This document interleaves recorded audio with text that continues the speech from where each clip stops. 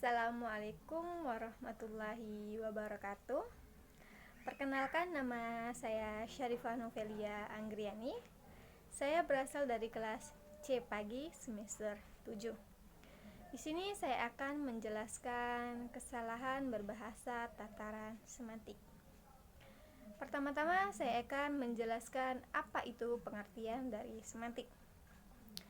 Menurut Cher, tahun 1989 halaman 60 mengemukakan bahwa semantik ialah hubungan antara kata dengan konsep atau makna dari kata tersebut serta benda atau hal yang merujuk oleh makna itu di luar bahasa tersebut. Jenis-jenis dari semantik terbagi menjadi 8. Yang pertama, semantik behavioris. Yang kedua, semantik generatif. Ketiga, semantik leksikal. Yang keempat, semantik gramatikal. Yang kelima, semantik deskriptif. Yang keenam, semantik leksikal. Yang ketujuh, semantik logika. Dan yang kedelapan, semantik struktural. Dan kesalahan berbahasa tataran semantik akan saya jelaskan, yaitu kesalahan berbahasa tataran semantik ialah kesalahan yang dapat terjadi pada bahasa lisan maupun bahasa tulisan. Kesalahan tataran semantik tersebut bisa terjadi pada fonologi, morfologi, maupun sintaksis. Kesalahan tataran semantik ini mengacu dan menekankan pada kesalahan makna. Kesalahan makna dapat ditemukan pada fonologi, morfologi, maupun sintaksis. Jadi, jika ada bunyi, bentuk, kata, maupun kalimat yang maknanya menyimpang dari makna yang seharusnya, yaitu termasuk ke dalam kesalahan berbahasa tataran semantik.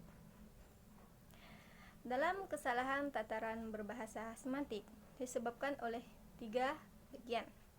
Yang pertama, kesalahan karena pasangan yang seasal.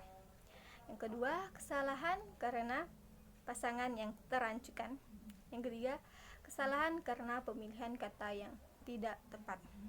Akan saya jelaskan satu persatu penyebabnya. Yang pertama, kesalahan karena pasangan yang seasal. Pasangan seasal tersebut itu bentuk kata dengan asal yang sama, tetapi memiliki arti yang berdekatan. Saya mengambil contoh dari kata lolos dan kata lulus. Contoh yang kalimat pertama, narapidana itu lulus dari penjara dengan menghancurkan terali jendela. Kalimat kedua, Nita lolos dengan nilai terbaik. Dari kalimat kedua tersebut dapat kita artikan kata lolos yaitu adalah dapat melewati bahaya, rintangan ataupun upaya penangkapan. Sedangkan kata lulus di situ adalah dapat melewati ujian, menghadapi ujian ataupun mendapati persyaratan. Jadi, kata lolos dan lulus tidak cocok dengan kalimat yang tadi. Dapat kita ubah kata lolos dengan lulus dengan kalimat yang baku, yaitu narapidana itu lolos dari penjara dengan menghancurkan terali jendela. Dengan contoh kata kedua, Nita lulus dengan nilai yang terbaik. Dan penyebab yang kedua adalah kesalahan karena pasangan yang terancukan.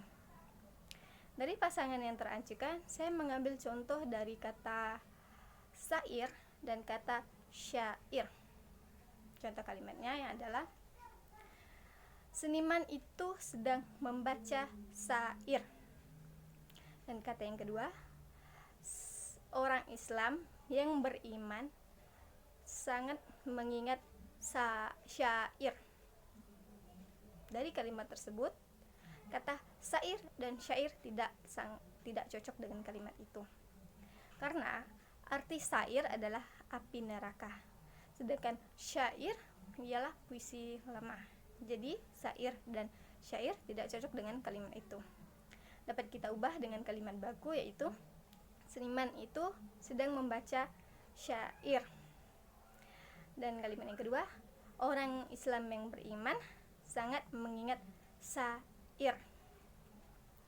Dan contoh penyebab kesalahan yang ketiga ialah kesalahan karena penggunaan yang tidak tepat. Penggunaan yang tidak tepat ini saya mengambil contoh kata jam dan kata pukul.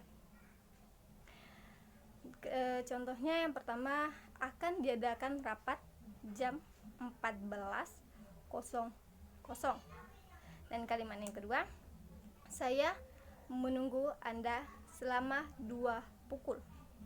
Kata pukul dan jam tersebut haruslah menggunakan dengan kalimat yang tepat, karena kata pukul artinya menjelaskan waktu, menunjukkan waktu, sedangkan kata jam adalah jangka waktu.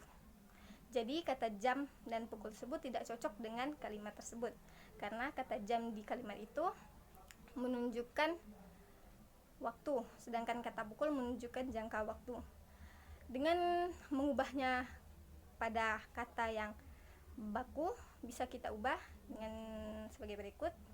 Contoh kalimat yang pertama ialah akan diadakan rapat pukul 14.00. Yang kedua kita ubah dengan kalimat saya menunggu Anda selama 2 jam.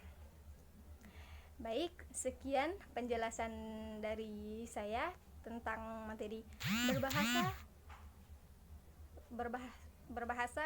kesalahan berbahasa tataran semantik.